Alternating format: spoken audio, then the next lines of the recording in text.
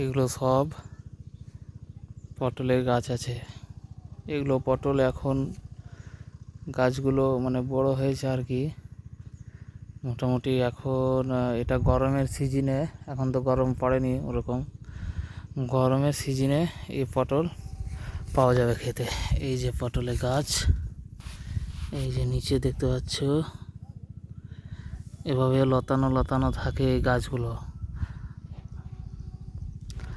আর এখানে এই যে এটা বাঁশ আছে, বাঁশটা কি হবে, এই যে এখানেও বাঁশ আছে, ওইদিকে বাঁশ আছে, বাঁশটা দিয়ে ওপর দিয়ে ছাউনির মতো করে দিবে, আর ওই ছাউনিতেই তার দিয়ে করে দিবে, ওই তারে তারে সবটা পটল হবে। খুব দেখতে সুন্দর লাগে অবশ্য এই পটলগুলো। আর ওই যে আমাদের জমি, সরিষা কাটছে।